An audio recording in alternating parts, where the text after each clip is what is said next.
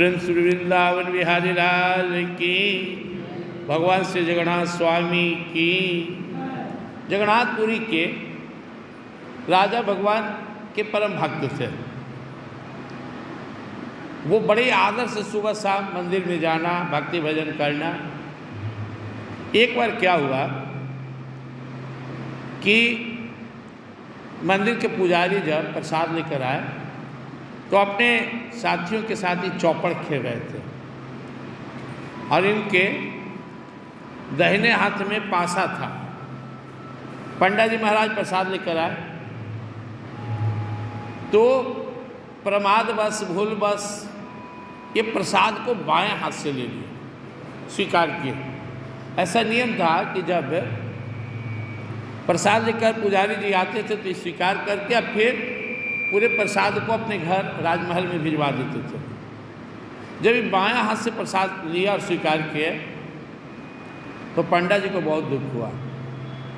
वो प्रसाद लेकर वापस लौट गए, राजमहल में नहीं गए। लोग पूछा तो बोले आज के बाद प्रसाद राजमहल में नहीं जाएगा और मैं राजा के पास लेकर जाऊंगा। आज हमारे ठाकुर जी के प्रसाद का अपमान कर दिए। शाम में जब ये आए तो इनको पता चला कि पंडा जी बोले कि प्रसाद नहीं लेकर जाएंगे। देखिए लोग कितना छोटा छोटा गलती कर बैठते हैं। भगवान के प्रति हमारी श्रद्धा निरंतर बढ़ते रहना चाहिए। नारद जी भागवत में हम लोग पढ़ेंगे, आप सुनेंगे, उसमें 26 सेवा अपराध बताया। भगवान के सामने जोर से बोलना, पूजा के समय क्रोध करना, किसी को आशीर्वाद दे देना। ठाकुर जी के सामने बड़ा स्वामी है, उनके सामने आप किसी को खुश रहना कह दें, किसी को श्राप दे दें, अपना सांसारिक चर्चा करें, ये सब नाम अपराध में और सेवा अपराध में आता है। भगवान की सेवा का अपराध है। बाएं हाथ से प्रसाद लेने का जब राजा को एहसास हुआ तो इन्हें बहुत दुख हुआ। इनके मन में आया कि जो परमात्मा के समर्पण में बाधक बने उसका त्याग कर देना चाहिए। अपना राज पुरोहित से पूछे, यार कोई भगवान के भक्ति में बाधक बने तो उसका क्या करना चाहिए? वो त्याग कर देना चाहिए। संकल्प करे कि मैं अपने से हाथ का त्याग कर दूंगा। लेकिन किसको बोले हाथ काटने के लिए? तभी मंत्री से बोले कि बड़ा मैं टेंशन में हूँ, मैं जब रात में सोता हूँ तो मुझे ऐसा लगता है कि मेरी खिड़की से एक प्रेत आकर अपना हाथ अंदर डालता है। मंत्री बोला कि आज मैं आपके कक्ष में सोऊंगा और जैसे ही प्रेत हाथ डालेगा उसका हाथ उड़ा देंगे। मंत्री उस कक्ष में आ गए जिसमें राजा रहते थे। रात में राजा अपना हाथ डाले, मंत्री को लगा प्रेत अपना हाथ डाल रहा है, वो तलवार से हाथ उड़ा दिया। लेकिन जब देखा कि अरे तो राजा का हाथ है तो बड़ा दुखी हुआ। लेकिन ये खुश हुए, ये बोले कि तुम्हारा कोई दोष नहीं है, मैं इस हाथ का परित्याग कर दिया था। जो हमारे परमात्मा के समर्पण में बाधा डाले, किस काम का वो हाथ, किस काम की जिंदगी जो भगवान की श्रद्धा में बाधा डाले। अब पुजारी जी भी सुनने, उन्हें भी दुख हुआ। भगवान ने रात्रि में उन्हें स्वप्न दिए कि कल तुम प्रसाद लेकर जाना और राजा के हाथ को मेरे बाग में, जगन्नाथ स्वामी के नाम से वहाँ बाग है, उस बाग में उस हाथ को लाके डाल देना। अगला दिन पुजारी पूजा करके फिर भगवान जगन्नाथ स्वामी के प्रसाद लेकर और राजा के पास गए। राजा दौड़े, हाथ नहीं लेकिन आदमी का अभ्यास होता, स्वभाव होता, दौड़े कि मैं आरती या प्रसाद लूँ। जैसे ही हाथ आगे बढ़ा, इनका हाथ आ गया। और भगवान जगन्नाथ स्वामी की यही इच्छा थी कि भक्त का प्रायश्चित भी हो गया और हाथ भी आ गया। उस दिन के बाद उस बाग से जिसमें इनका हाथ लगाया गया था, वहाँ भी एक सुंदर दौना के वृक्ष निकला। दौना का पौधा उस बाग में हाथ बन गया। आज भी जब भगवान श्री जगन्नाथ जी का भोग लगता है या उनके अंग पर लगाने के लिए उसी दौना के वृक्ष का पत्र पुष्प लाया जाता है। तो भगवान अपने भक्त का, क्योंकि भक्त को जब अनुभव होता है कि हम गलती किए और भगवान के चरण में गिरता है, तो भगवान उसको अपराध को माफ़ करते हैं। और राजा तो समाज का पथ प्रदर्शक होता है। उसने एक मैसेज दिया हम सब के लिए। हम बहुत बार क्या करते हैं ना,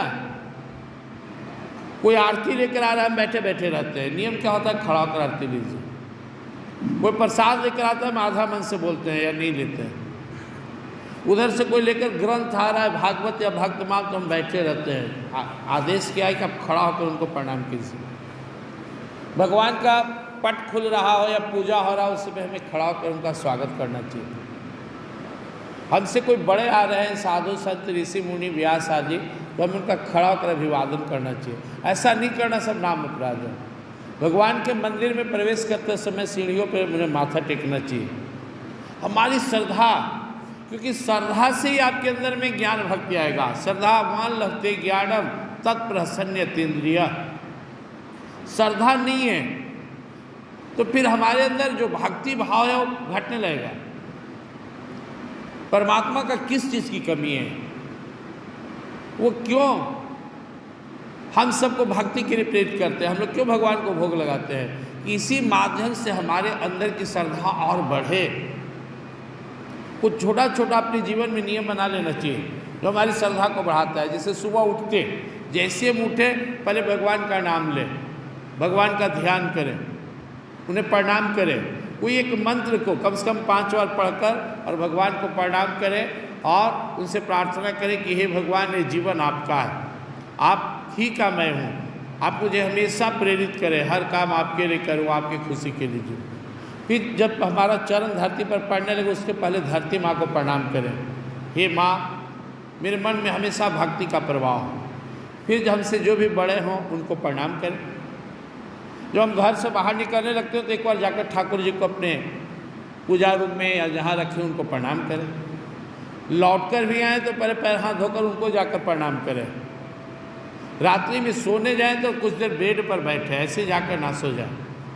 बैठकर और अपने प्रभु का ध्यान करें, उनसे प्रार्थना करें, हे प्रभु, जो भी सांसें बीत गई, जो सांस चल रहा हो आपके लिए हो, मेरा जीवन आपके लिए हो, हर श्वास में, हर पल में मैं आपका स्मरण करूं। इस तरह से अपने जीवन में कुछ रूटीन बना लेना चाहिए। स्नान कर रहे हो तो भगवान का ध्यान, चूँकि हम लोग कल चर्चा सुन रहे थे, गुरुदेव कहते थे, निज अध्यात्म उत्पन्न करके तामे रहे निरंतर, सोते जागते उठते बैठते ध्यान धरे अभ्यंतर।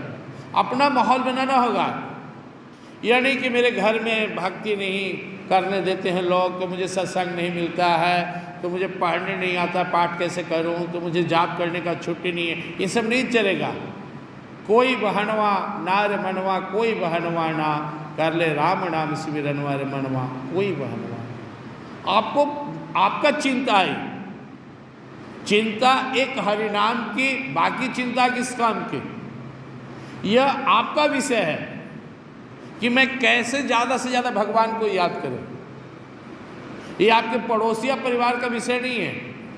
आप में लगन होनी चाहिए, आप में श्रद्धा होनी चाहिए कि मैं ज़्यादा से ज़्यादा कैसे भगवान को याद करूं और भगवान का सम्मान करूं, गुरुदेव का सम्मान करूं। हमें कभी अनुभव नहीं होना चाहिए कि वो मूर्ति है या उनका फोटो है भगवान का या गुरुदेव का, नहीं, वो साक्षात हैं। और इस भाव से हमें उनके साथ व्यवहार करना चाहिए, तभी हम उनका पूर्ण प्रेम प्रसाद पा सकते हैं। प्रेम श्री वृंदावन बिहारी लाल की।